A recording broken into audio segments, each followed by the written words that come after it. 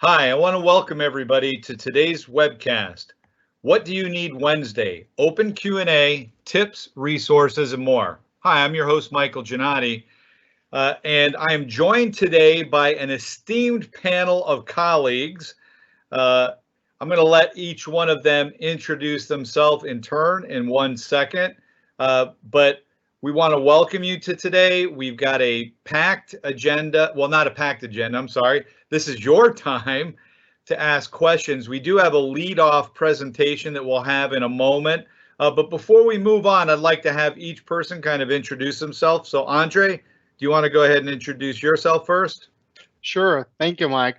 Andre Shemetinsky, I'm Security and Compliance Technology Specialist, Microsoft, helping customers answering their questions around security and compliance. Samantha. Thanks, Mike. My name is Sam Brown. I'm a technical specialist for the Microsoft Teams product that we're using today and all of Office 365, particularly in healthcare. So ask me anything. We have a lot of questions coming in now around the health bot, as well as virtual visits for providers. So I'm here to answer them. Also, Michael. Yep. Hi, good afternoon, everyone. Mike Trachtenberg, and I'm a Power Platform technical specialist. So I help healthcare organizations to develop solutions on low-code, no-code platforms within the Power Platform to build solutions like the health bot or symptom checkers or crisis communication applications that they can push out to their organizations and to use extremely quickly and effectively. So happy to talk about what we're doing in that space or how you can get started by leveraging those types of technologies for your organization as well. Thanks. Andrew.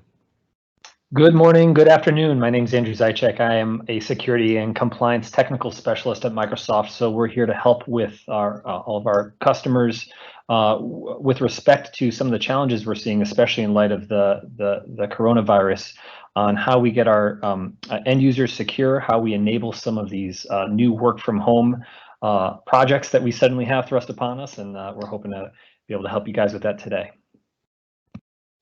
After Andrew, we've got Kendra. Hi, this is Kendra Burgess. I'm a technical specialist in the Power Platform. I specialize in business intelligence, analytics, and data, specifically around Power BI. So I'm happy to answer any questions you might have. Mr. Pete Anello. Hi, I'm Pete Anello. I'm a Teams technical specialist in the healthcare East Coast. I'm peers with Samantha and Mike Giannotti. Yes, and we may or may not have Patrick Miller. He is our manager, but he is very much in tune with a lot of the things from Microsoft management, and if he joins us, he'll be able to answer questions along those lines. Before we get started, we do have a couple of housekeeping. The first, this event, as always, is brought to you by the Microsoft Healthcare and Life Sciences Group. You can visit us and find information that we publish regularly at our blog at any time at aka.ms/HLSblog. That's aka.ms/HLSblog. We encourage you to go there, post, questions and things you'd like to have us cover, and we're happy to dialogue with you. Like I said, a couple of housekeeping items. Number one, we encourage attendees to ask questions. This is really, for the most part today, a wide open Q&A forum. As you see, we have technical specialists covering a wide swath of Microsoft 365, everything from security to Microsoft Teams and everything in between, and all those great products. So please ask, and we hope to answer your questions. Also, all questions are moderated, so you will not see those unless we publish. We're going to today, I think, stick to publishing out the shout outs, which is our next piece. We love to know who you are and where you're from. So please, you can send out a shout out in the Q&A panel at any time. Let us know, maybe your first name and then where you're joining from, the state, the country, the city, etc. But we love to hear and acknowledge folks around that. Finally, at the conclusion of today's webcast, there will be a recording made available. It will be posted to our Healthcare and Life Sciences blog at aka.ms/HLS blog. And any resources mentioned today, links, etc., those will all be shared there in addition to the webcast recording. So last but not least, how to engage in the Q&A panel. You should see on the right-hand side of your screen the QA panel. If you do not, you can always open it, as you can see with this little dialog box with a question mark. That'll allow you to open and close that. Once you've opened it, you'll be able to ask questions. You can post as anonymous. If you were logged in, you can check anonymous, and then it will not tell us who you are if you choose to remain anonymous, and that's fine. But you can ask your question or post your shout out. When you do so, our other presenters will be able to actually dialogue, if need be, directly with you without that showing for everybody else. So if they need to clarify your question, get further details, they can do so right through here. That's it. We love to hear from you. We love to dialogue. As I mentioned, to briefly tee up today's meeting, Andrew Zychek is going to talk real quickly about creating a more secure profile for your users as you rapidly bring things during this COVID event and its impact on businesses. So with that, Andrew, you want to share your desktop and take it away? Thanks, Mike, and just wanted to confirm that you can see my desktop, so I can. We do. Excellent. Yep. Thank you, guys. So in light of all of the changes we've been seeing worldwide with respect to the coronavirus and its impact on the various workforces that we support in health and life sciences, we've been getting a lot of calls and having a lot of discussions with customers about how to enable a sudden remote workforce and still be able to provide security.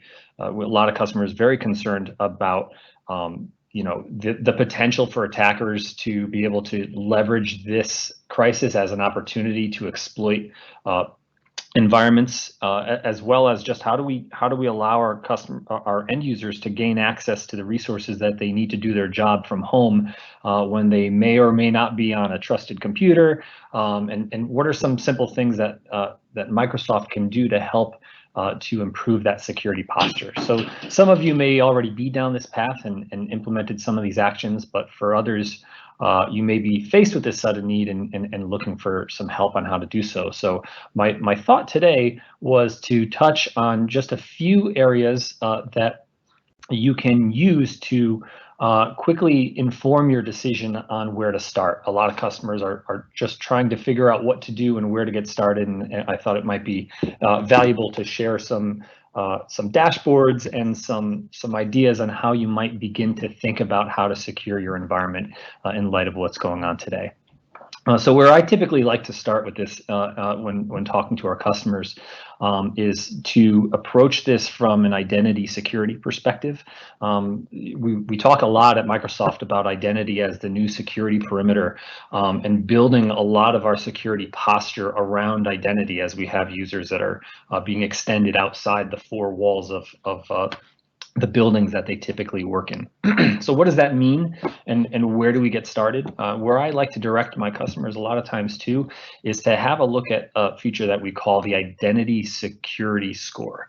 So this is a dashboard that Microsoft has built to provide our customers with some basic understanding of Microsoft's recommendations for baseline identity security policies. And the way you find that is by logging into portal.azure.com. If I go all the way out to the beginning here, we can see what a generic Azure screen looks like, and we just want to go into Azure Active Directory. And then on the left side here, we can scroll down to this handy dandy security tab that we have. And when we click on that, we're going to be presented with a whole host of different things associated with security, and specifically applying security around those user identities. And here in the middle of the list is this tool that we have called the Identity Secure Score. So what this is a dashboard that's built with many of Microsoft's best practice recommendations on how to apply some security to your users. And we've built this in a way that acts kind of like a credit score, where as you are evaluating controls that you want to put into place, we've created a score that will be impacted by these different tools as you roll them out. And we've also given you some understanding of what this looks like from a user impact perspective, as well as an implementation cost. So is this going to be a heavy lift to put in place, or is this something that's going to be relatively simple for administrators to apply? And obviously, most of us, what we want to do is we want to target the things that have the biggest impact on the score with the lowest user impact and implementation cost. And you can see right at the top of that list, one of the things that we always recommend right out of the gate is to apply MFA, and especially apply multi-factor authentication to our administrative roles. Again, when we work in security and compliance and threat, and we look at how our HLS customers are being impacted by attackers, regardless of how the attacker gets into an environment, most often what they're trying to do is to get in using some low-level credential and then find a way to laterally move through the environment with the ultimate goal of getting some credentials that have some real power to access data and do some real damage in the environment. And a lot of times that's the administrative roles. So again, that's one of the very first things that we want to target.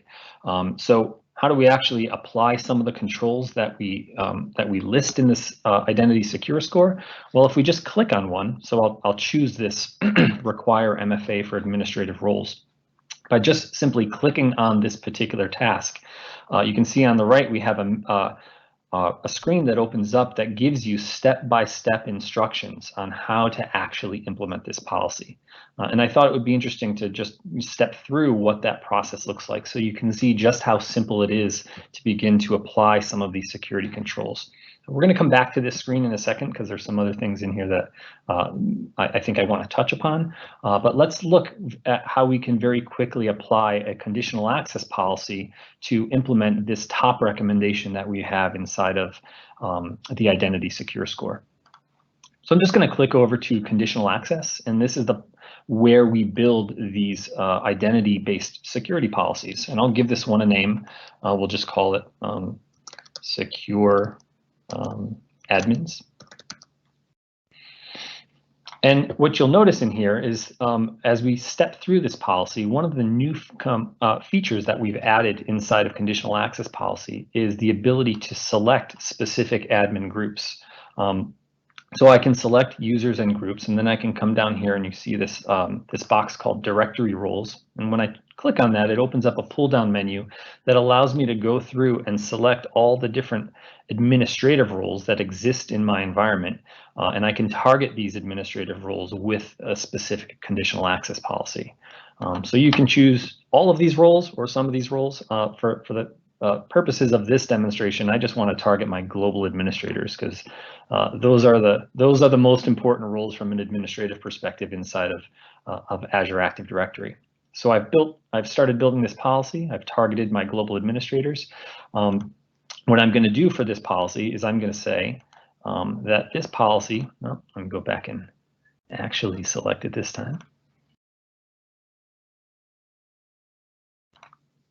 There we go.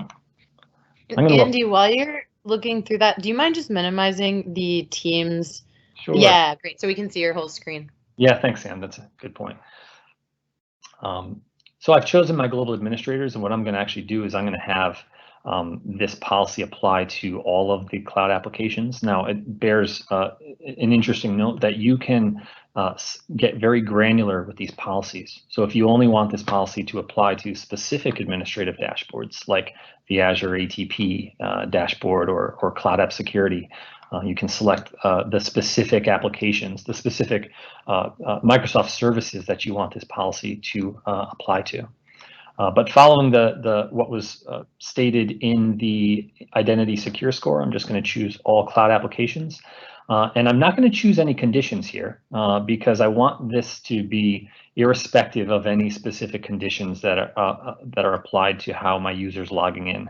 We'll go over some of this in a moment, but what I'll do is I'll come down to access controls, and I'll simply say that we're going to grant access to the global administrators when they access any cloud application. But in this case, we're going to require multi-factor authentication before they're allowed to do that. So with a click of a button, I've created this policy. You see there's a warning here because obviously we're affecting specific users that have global administrative privileges, and we want to make sure that we don't lock ourselves out. But you'll also notice to that end that these policies, when you create them, by default, they're turned off. So you don't have to worry about creating a policy and then having it suddenly have a drastic wide-ranging effect on your users. They're always going to be created in the off posture. And we've also added the capability now of being able to enable the policy for reporting only, just so we can get a sense of how this policy is actually going to affect our users. So for the purposes of this demonstration, I won't turn this policy on, but you can see with just a few clicks, I've created this policy to build multi-factor authentication that's applied just to my end users, just to my global administrators, rather. The other thing I wanted to touch upon, if we come back to the secure score here, is that inside of Azure Active Directory Premium, we offer a whole host of reporting that's specifically tied to risky behavior that we see occurring inside of our customers' environments. So one of the things that a lot of customers are concerned about is if a credential is phished, or if there's an attempt to use credentials. We want to be able to get some understanding of when we have activity going on in our environment that appears to be risky. So these reports here are served up in a few different views. But if I were to click on my risky users, I can get a list of users that are logging on in some way that's risky. So what does that actually mean? Well, it can mean a multitude of different things, and we'll actually click on this particular user to see if we can get some understanding of what's happening. But what's important to understand here is that when we look at these reports, we're actually tapping into something that we call the Microsoft Security Graph, where Microsoft is evaluating the telemetry that we collect across all of our different cloud services and using that telemetry to build a baseline of normal use versus abnormal use. And we're evaluating things like impossible travel times, when users are logging in from unusual locations, are users logging on with a identity that's been compromised, all of these different signals and telemetry that we're feeding in from various different cybersecurity organizations are all distilled down into these reports so that you can get some insight into risky behavior that may be occurring in your environment. So in this case, we see that Megan's logged in with some risky behavior. We can click on that risky behavior and we can begin to build an understanding of what's going on with this user. So in this case, I see that Megan's logging in, and she's a user that I have here in North America, but she's logging on from another country. Well, that's interesting. I wonder why that is, right? Well, if we look at risk information, we can see that actually this user is logging in with an anonymized IP address, probably through a Tor browser. In fact, it was a Tor browser because it was me logging on right before this call, so I could generate this activity. But these risk reports can be used so that you can begin to get an understanding of what other users you might potentially want to target with a conditional access policy. So we've talked about how we can do that at the administrative level, and I'd say that's at a bare minimum what you want to do. But then as we have users that are beginning to again, work from home, work from devices that may not necessarily be trusted devices. Do we want to allow users to do things like work from grandma's PC or from an untrusted device? These conditional access policies can be used as the tool to scope the way in which users are allowed to connect. And whether or not those users are going to be allowed to connect based on things like the riskiness of their login, the device posture. Is it a secured device? Is it a trusted device? And we can even scope that down to the individual specific applications that the user may be accessing, as we showed in the policy earlier. So there's a lot to unpack here. This is a whirlwind tour that I wanted to offer, given the tight timeline we have on this live call today. But I will include, as part of some of the collateral that we have associated with this call, we do have some published best practices for Azure Active Directory. So this is documentation that you can read through so that you can start to wrap your head around some of these controls that we have and some of the baseline recommendations that we recommend from an identity perspective that you can put in place quickly and start to build a more secure environment for your users to log in remotely. So I hope that was informative. Again, if there's any questions on anything we talked about, we're here to help for the duration of this call and after. And again, thank you very much for your time. I think we're going to open it up for questions now.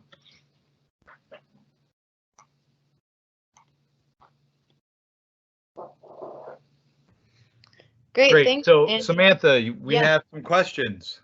yeah, we do. So we are getting a couple of questions on what Microsoft is offering from the platform when it comes to telehealth and appointment scheduling. So one of the things that we wanted to go over next was the Microsoft Bookings app, and we will put in the chat how exactly you get access to the Bookings app. Right now, it's not generally available, but what you can do is fill out a form, which we'll put in the chat, and then we can whitelist you if you do want access to the Bookings app. But we'll give you a little bit of a visual as to how it looks right now. So I'm just going to share my screen so you can see the Bookings app for yourself.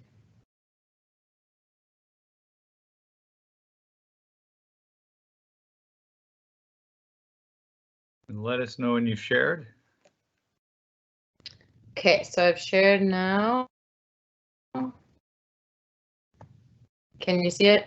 No, I'm just seeing, we're seeing it's going to continue in a moment. We're not seeing your desktop. It looks like it's starting to, there it is. Okay. Sharing now? Yep. Perfect. So this is an example of the Bookings app. Now this is my demo tenant, so I am signed in as if I am a provider. I can also be an administrator, but what happens within the Bookings app is that you can both schedule the virtual visit and you can also join the virtual visit directly through the Bookings app, right? So if I'm signed in as a provider, for example, I can see Dr. Kelly, Dr. Sohil, Dr. Srini, I can see all of their schedules, and then I can also book a new appointment directly through the app. So I'll show you the booking and what it looks like if you're an administrator or a provider, and then I'll give you a little glimpse into what it looks like on the patient side as well if you're scheduling a visit. So say that I see that I have an opening here at 8:30. I can click on that time and it will say, hey, initial consult, which is the title. If you add in the patient's first name, and I'm just going to put in an email address and phone number, you can select what date you want if you pick the wrong date, for example, or you can change the time here. And I'm automatically added as the provider in this instance, but you can also add in, say, for example, Dr. Kelly, if you want to schedule on his behalf. And this automatically sends an email reminder to the attendee and to the staff, but you can delete those if you don't want those. So what it's going to do when you click send here is that on the patient side, the patient gets this email. So this is just my personal email, so you see what it looks like. It says initial consult, it has the date and time. It's confirming the booking for them, and then they just click this directly here to join the Teams meeting. They can join directly through the web browser. They don't have to join it. They don't have to have the Teams app at all. And then you can just have a virtual meeting just as if you were in the office with the provider live. So that's what a lot of our providers have been using during these times when they're having to work from home. And as you can tell, what happens with the initial consult is that it's within this Bookings app, but then it also is synced to your Teams calendar. So if I'm the provider, I can just go in and join the initial consult right here. So just wanted to give you a little visual. Again, it's all through Teams. It doesn't matter what type of device you're joining on. And that way, hopefully, the people that need the access to care immediately can get that care virtually during times like these. And I was going to say, I believe questions on this? Yeah, they had a follow-up question, but I believe you answered it, so you might want to just reiterate.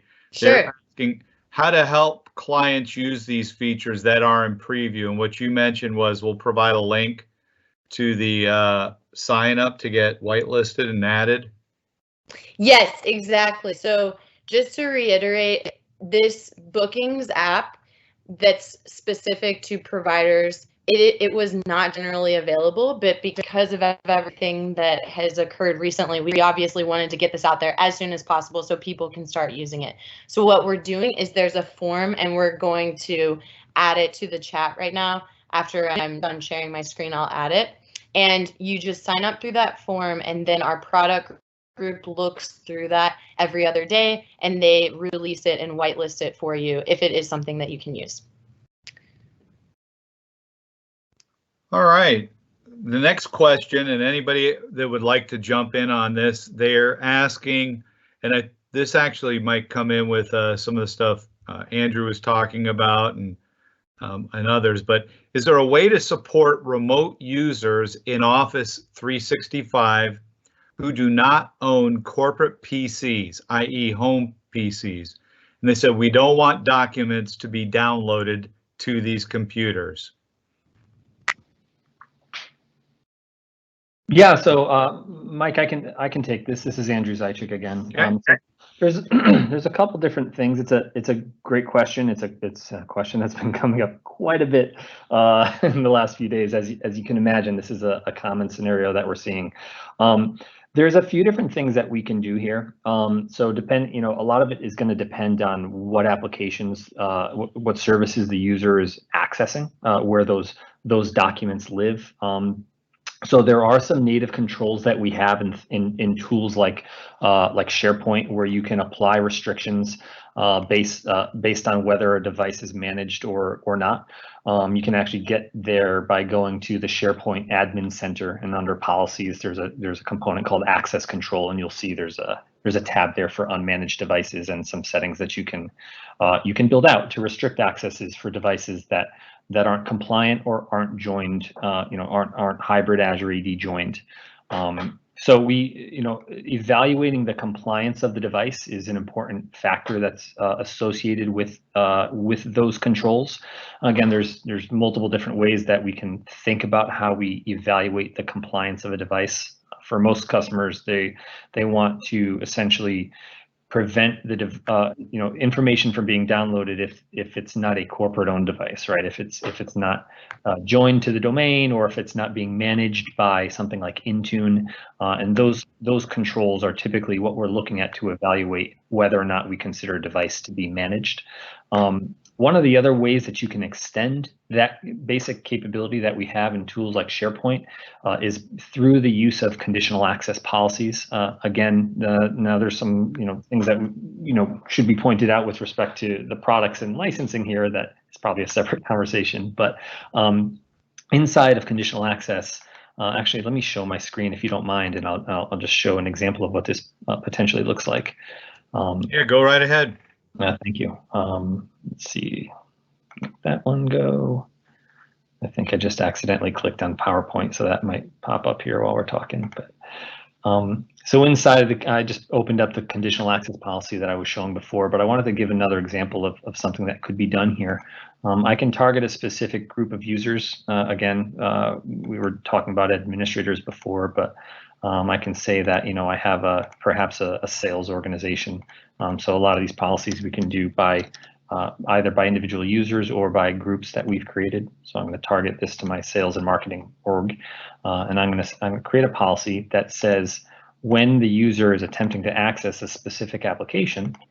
So in this case, I can go in and select the application that we're serving up through Azure Active Directory.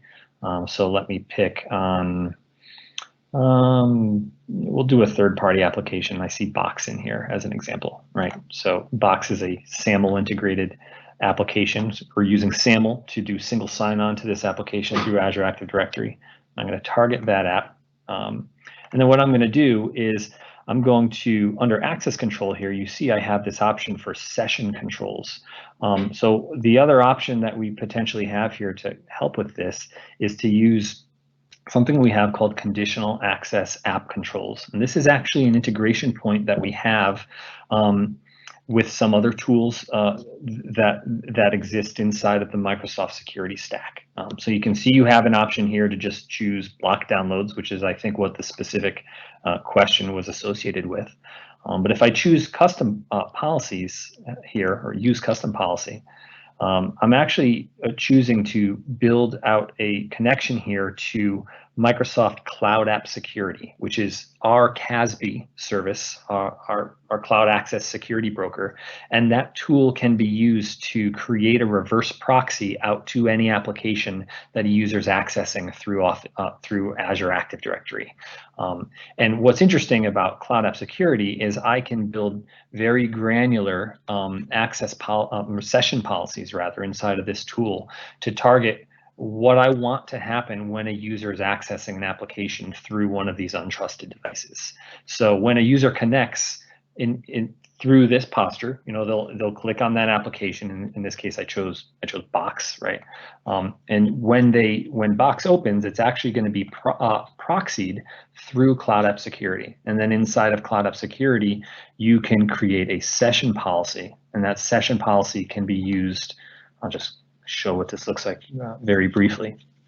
But that session policy can be used to do things like block downloads based on real-time content inspection.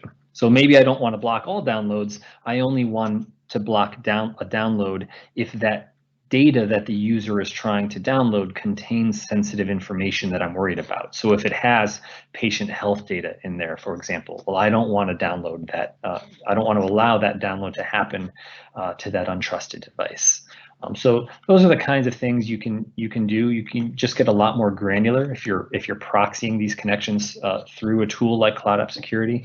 But as you can see, there's kind of the basic functionality that we offer native inside of tools like SharePoint.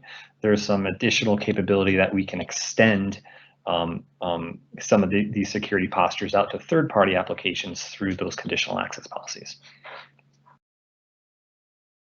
Hope that helps. If there's any follow-up questions or comments on that in the chat, feel free to ask them and we'll be happy to address them. Thanks, Andrew.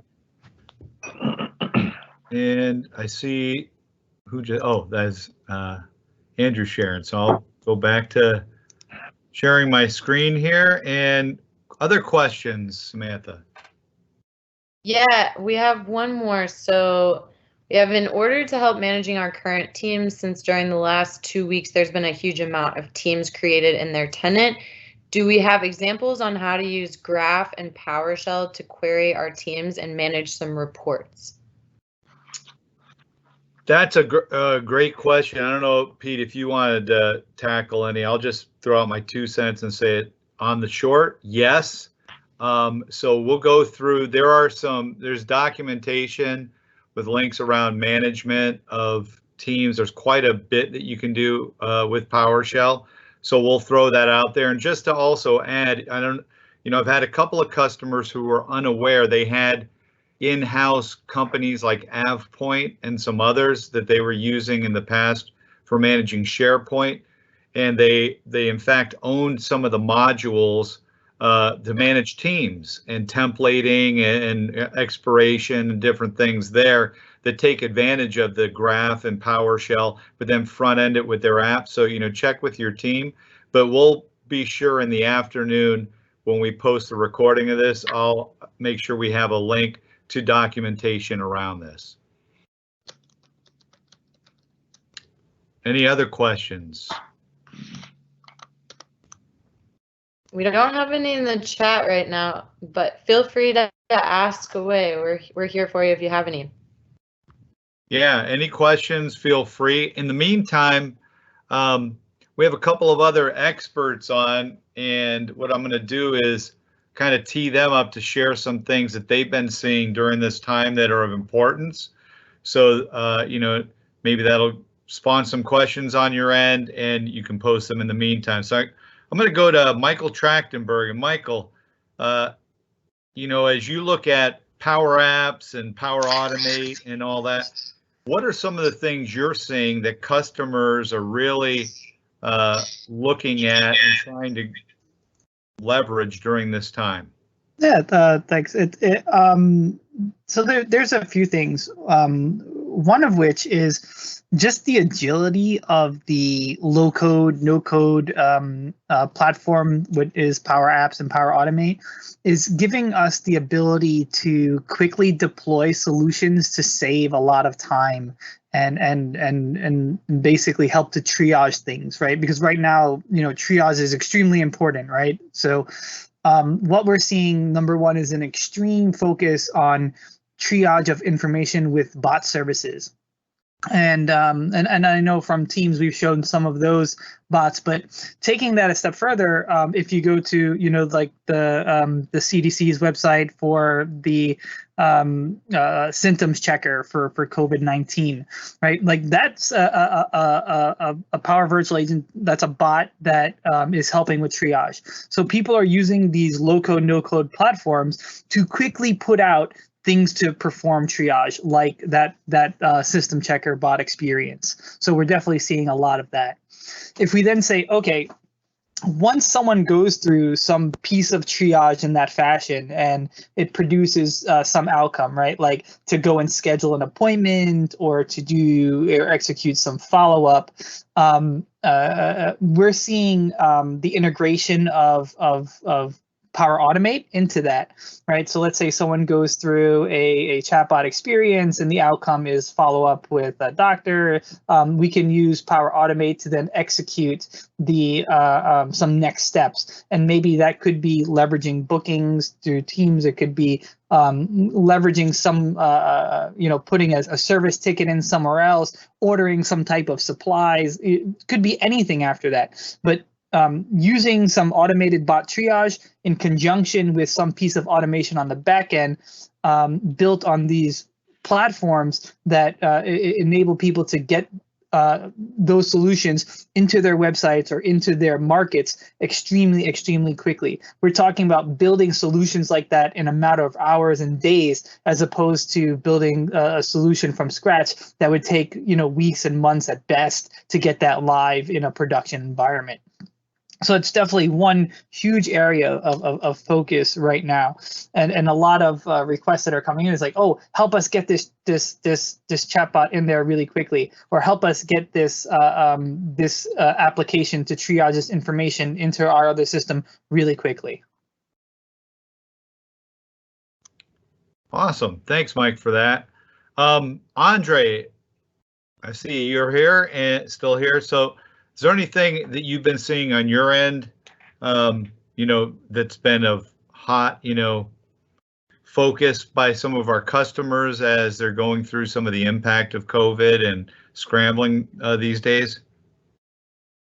Yeah, basically there are two topics on everybody's mind. I think there's one topic as a primary step is how I can provide remote capabilities to my users, how they can work remote in most secure way, and that's on everybody's mind today.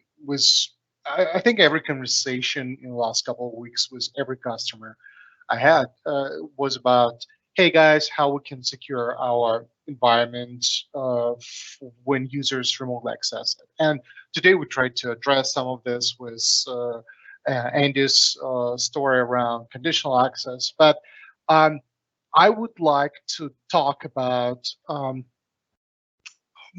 what we've been preaching for last year, I would say, what's called Secure Score. The way how you can easily improve your secure posture overall, not only because there's a COVID outside our doors and because your users were forced to work from home, but because you need to do this. It's recommendations, it's a common sense to implement, and it will dramatically improve your posture. And let me share my desktop for a second just to give you an idea of what I'm talking about. Let me know when you can see it, if you don't mind. Yep, we got it. Yep. Again, just a quick stuff. There's a portal, secure.microsoft.com. It's an easy name to remember, but that's a single landing page for all security needs for your environment. And the first thing you will see going there is secure score for your tenant, which is basically our environment checking your configuration against our recommendations. It's some form of secure baseline. Historically, if you've been in IT and secure for a while, you remember we had this for Windows servers, for Office on-premise, basically a set of configurations, recommendation how to make your environment more secure. And Secure Score is that kind of tool for your cloud environment.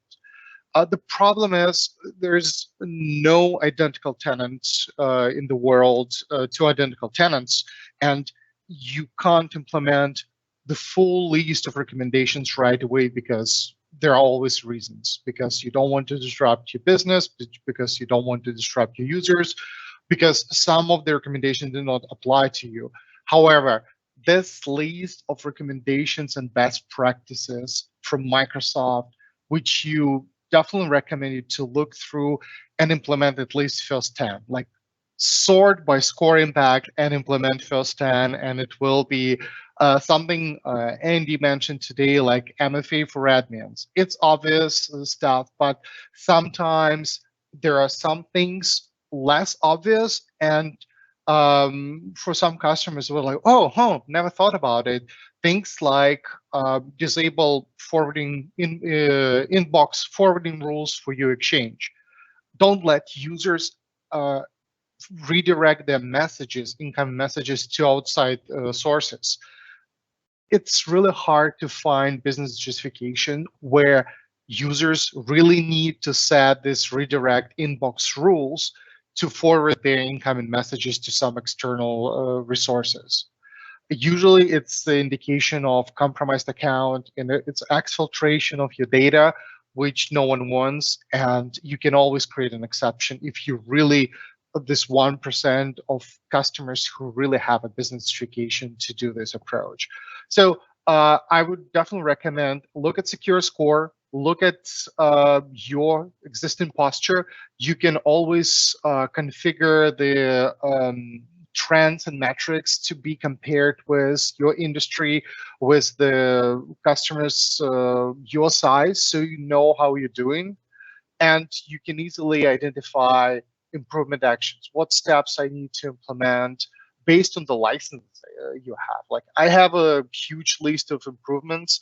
It's my test tenant. I'm always changing something here, and I have all licenses I need, so I have a lot of improvements. You can just show your recommendations, which relevant to your licensing level, but they will be relevant to your environment and they will be your secure posture. So something I definitely recommend to look into and start implementing as soon as possible. Thank you. Hey, Andre, or anybody else as well. So we had a follow-up question come in, and they said, talking about with protection and secure score and just protecting the environment in general. And they asked, what if I own a non-Microsoft product to protect my environment? How would security score know? And that, good question. That's a perfect question. The answer, we can't know about this. We need you to tell us about this. Every secure, any item we recommend to implement, for example, MFA, you have ability to change its status, and it's basically a risk management tool, simplified but still risk management tool. So you can always say, I know about this risk, and this risk resolved through third-party solution. So please stop bothering me, give me my 20 points, and let's forget about it. I already implemented it. We can't check third-party implementation, but you can tell us, and we will consider this implemented. The same with, there are scenarios with some items where you cannot implement secure some kind of risk. And the only way to do this is just to do risk acceptance, saying like, yeah, I know it's a risk, but I have business policies and business process which require me to do that way. That's why you just change the status of element to risk accepted and go on with that.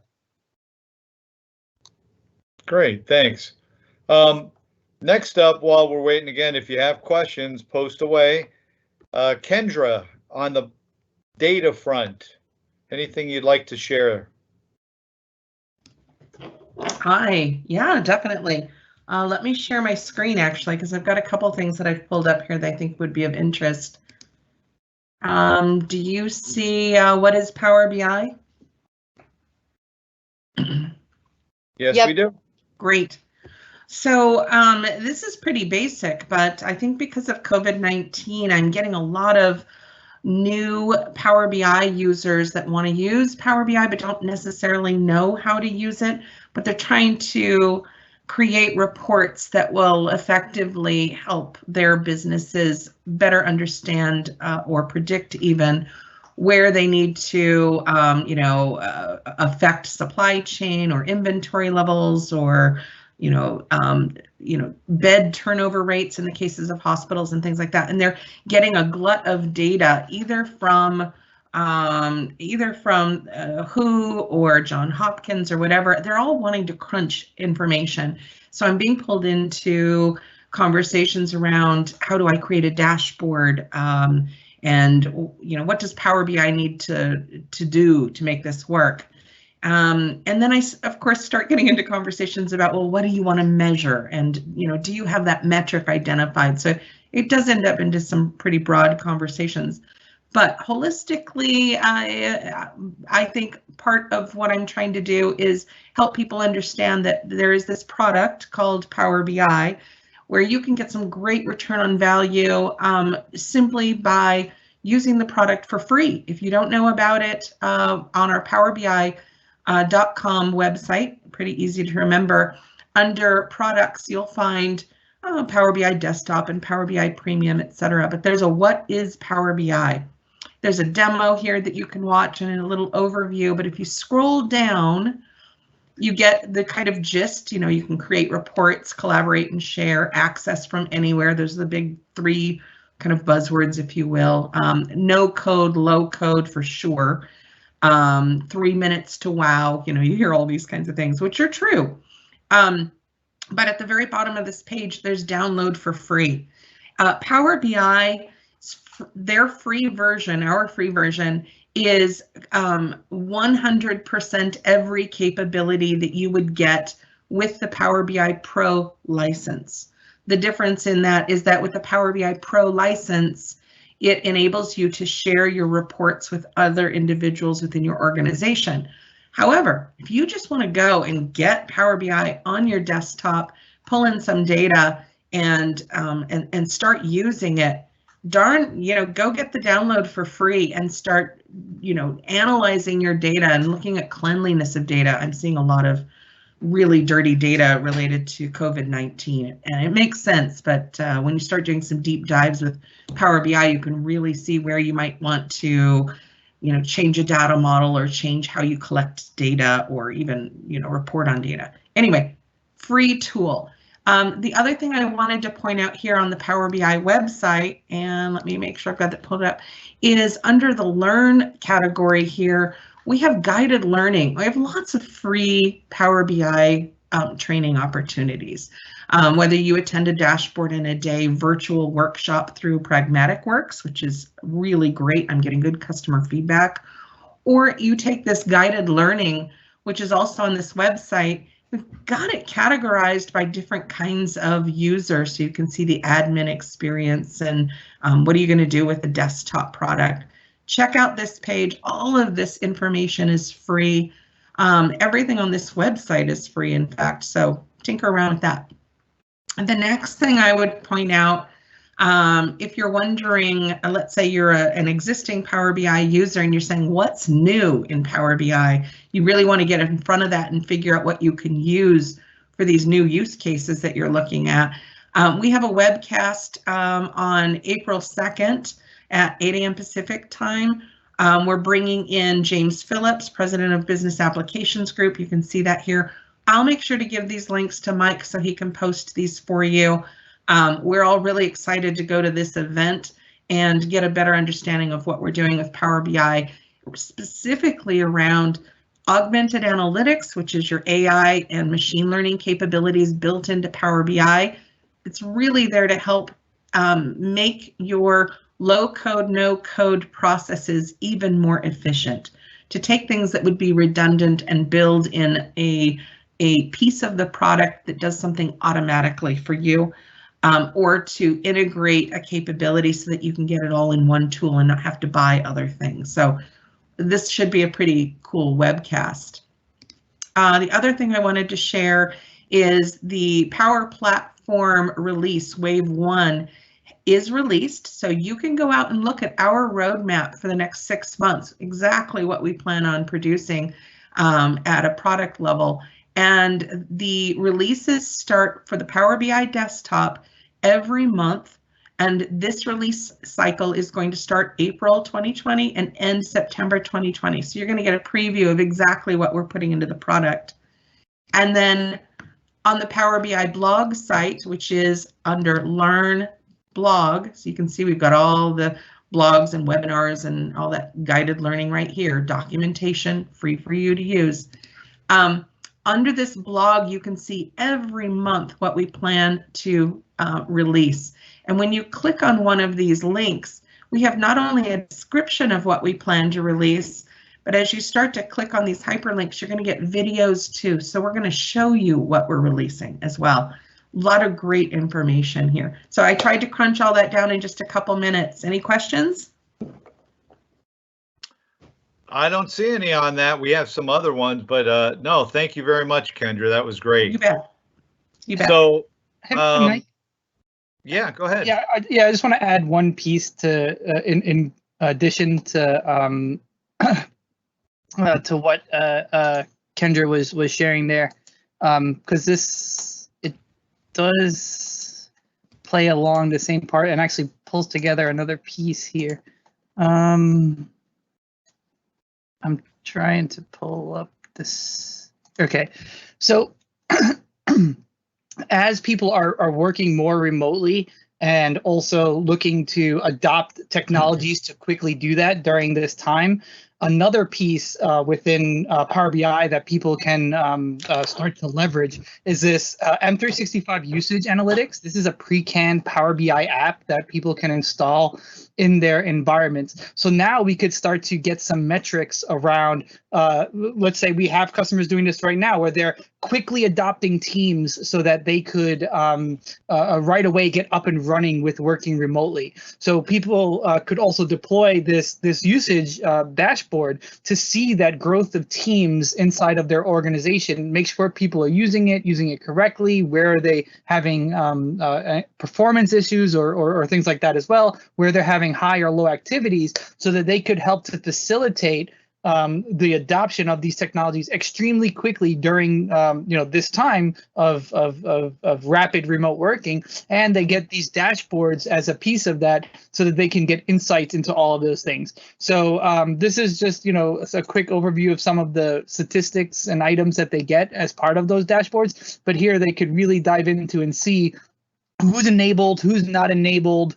Are people using it? Are there those first-time users going up, and a whole host of other metrics? So really just topical for right now, but also good for usage in the future. Yeah, great call out, Mike. The other thing to emphasize there, it's free. You're downloading that app and then you use it for free. We've already pre-designed it. Like Mike said, it's canned. Yep. Awesome. It can be customized too, by the way. That's great. So we had a question, and I'm gonna just pull up my open queue so we have something there. There we go. And the question was, and I don't know, Pete, if you want to jump in on this, especially in times of home office, I find it important to hold meetings with activated video as often and as much as possible. Good choice, by the way. Are you currently advising against this in order to conserve bandwidth and resources at Microsoft? No, not at Microsoft. We're not. We have the appropriate capacity for customers to use bandwidth. I mean, video, if that's what they choose. It's all going to come down to their localized network and their bandwidth constraints that they may have. But Teams is built in Azure. We have the second largest network in the world, and it's optimized for media. So, in addition to that, we've also been responding to the present, scenario and seen a strong uptick in Teams usage, and we've also taken engineering efforts on the back end to ensure we can handle that beefed up usage, right? So no concerns from Microsoft, and there's no advice from us that you should not do video. That it's all going to come down to your own personal network and whether it can support it or not. Yeah, and I was just going to add, I know Pete, myself, and all of us here, we've been in multiple meetings over the last few days. All my meetings that I had this morning had video running. I think it's important, especially as people are, a little antsy with everything going on, to have face contact and to be able to do that. And Pete, do you remember they posted out some of our stats as far as the growth? And I think this is really a testament to the scalability of our cloud service. In particular, I know we do have. There's some other vendors doing similar activities that don't have that capacity. I don't know if you had offhand. I saw a couple of those being posted that were out there, publicly. I haven't seen what's been published publicly, but I know that there's been a huge engineering effort to ensure that the Teams infrastructure grew beyond our anticipated usage level, right? So customers should feel free to onboard with Teams, be able to use it and have a good experience. That said, my personal experience over the past 2 weeks, especially being sequestered to my home office, is I've definitely noticed some deterioration in some of my localized bandwidth. So just anecdotally myself, there has been occasions where I've disabled video, but it's not because of the service, it's because of my local ISP. Yeah, I was gonna say something along those lines. Like for mine, I have fiber, so I haven't seen that, but I know some folks who've been on some different cable networks have experienced that. And so, again, but on our end, though, we have not had that, and the engineering team has done some Herculean management of resources and adding to the capacity as we've brought a lot, gobs of folks on. We're scaling in a way that I don't think you've seen elsewhere that quickly. And so, use video. If you got local bandwidth, use it. Having said that, Pete, is there anything around voice? And, I know a lot of folks are scrambling and standing up teams for voice and other things that you want to share offhand that they should be considering or, making sure they take into account. Yeah, absolutely. In particular, since there is a ramp up of remote workforce, and we're seeing a lot of people really leverage Teams meetings at a level that's new for a lot of people. Excuse me. It's very important to one, understand the technology behind Teams in the meeting, so we can definitely, with our post, include some important information around bandwidth planning. If you are concerned about video usage in your environment, we definitely have best practices there. But the call quality dashboard is a great way for not only customers to be able to monitor their usage and their onboarding of Teams, but to be able to monitor and report on the quality of experience that their users are having as well, whether it's audio, video, or application sharing. And we just released early this month, Power BI reports for CQD that really take some of the more difficult tasks within CQD in creating reports and really simplified them and created a report that is very easy to consume.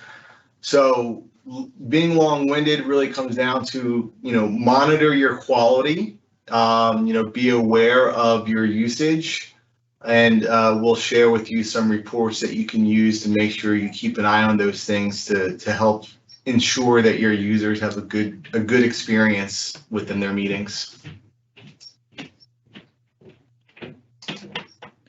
That's great advice. Thanks, Pete. So I think we wrapped up. We saw our last comment was really great webcast. So, thank you to all the panel. Some great answers. I hope that we got all your questions answered to the attendees, and we thank you for tuning in. As I mentioned earlier, you will be able to find a recording of today's webcast along with all the resources mentioned at aka.ms/HLSblog. That's aka.ms/HLSblog.